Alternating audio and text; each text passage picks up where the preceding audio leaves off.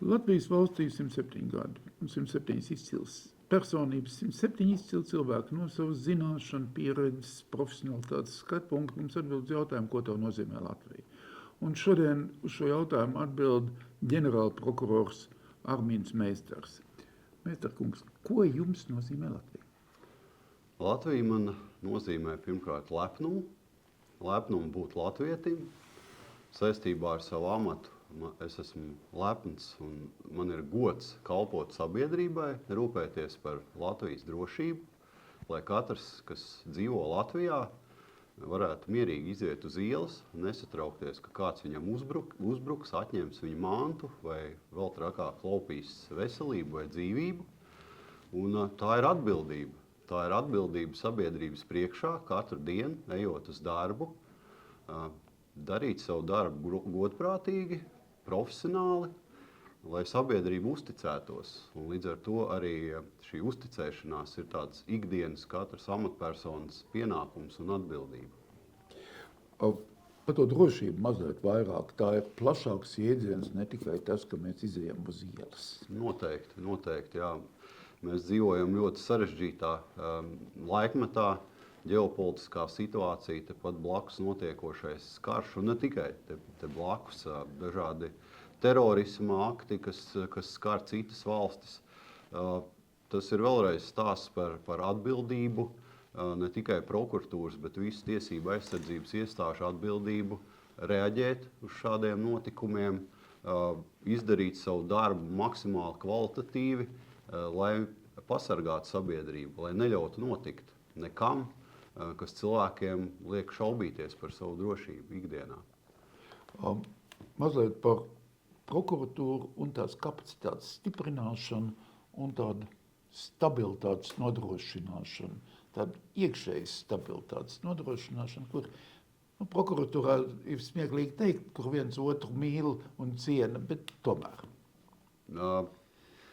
Jā, tik cik stipra būs pati prokuratūra, tikpat, teiksim, skaidru signālu mēs dosim arī tiem, kas grib pārkāpt likumu, ar ko viņiem ir jārēķinās.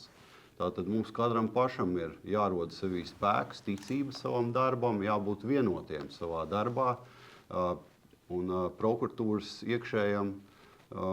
iekšējai kultūrai ir jābalstās uz savstarpēju cieņu un uzticēšanos, nevis ķildošanos un vainīgo meklēšanu. Ir jāizdara savs darbs, jābūt vienotam skatījumam, kāpēc mēs darām savu darbu, un jādomā, kā viņu labāk izdarīt, nevis kā nedarīt kaut ko. Un, protams, ka katras iestādes un prokuratūras darba panākums saistās ar to, cik spēcīgs ir katrs prokurors un cik spēcīga ir iestāde kopumā. Jā, par prokuratūras intelektuālo kapacitāti. Un ne tikai par to, kāda viņi ir, bet kādu jūs gribētu viņu redzēt.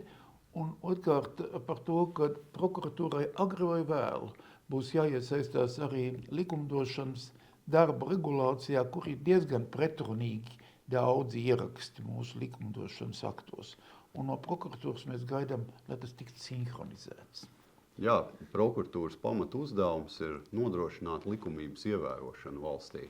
Un tas nozīmē arī rūpes ne tikai par reaģēšanu uz likuma pārkāpumiem, bet arī reaģēšanu uz robiem likumos vai, kā jūs teicāt, pretrunām normatīvajos aktos.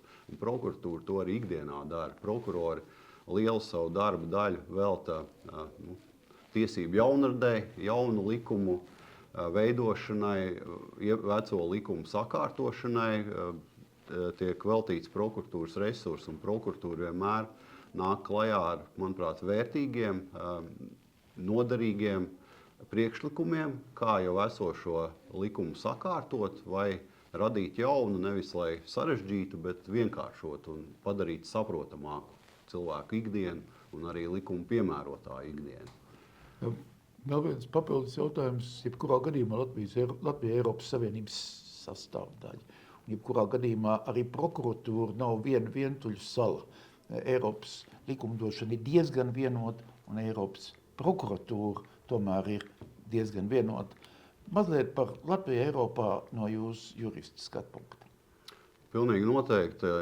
Latvija un Latvijas prokuratūra iedaras Eiropas vienotajā tiesu sistēmā. Latvija ir arī vairāku šo Eiropas Savienības tiesiskās sadarbības tīkla dalību valsts, un mēs arvien izmantojam visas iespējas arī kā tiesība aizsardzības iestāde, lai mēs iekļautos kopējā gan informatīvajā telpā, gan tiesību normu piemērošanā, gan arī noziedzības apkarošanā. Tas ir mūsu viens no galvenajiem šī brīža virzieniem, jo prokurora ikdiena noziedzības apkarošana neapstājas pie Latvijas robežām. Arvien izplatītāk ir pārrobežu noziedzība, kas skar vairākas valstis, un ir svarīgi, lai Eiropas valstis saslēdzas un kopīgi cīnās ar noziegumiem, kuri tiek pastrādāti vienā valstī, bet sekas iestājas citā.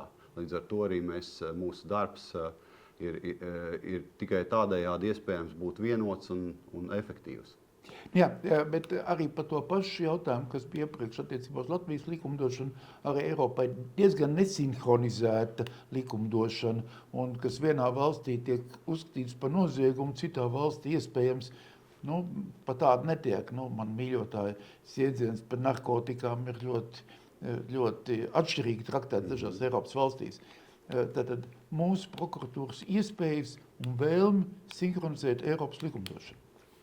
Prokuratūras loma šeit nav īpaši plaša. Vienīgais veids, kā mēs varam, pieņemsim, Latvija ir Eirojust, Eiropas tiesiskās sadarbības tīkla dalība valsts, kur ir mūsu arī šies pārstāvis un birojs, kur piedalās visas Eiropas Savienības dalību valstu prokuratūras un tiesas.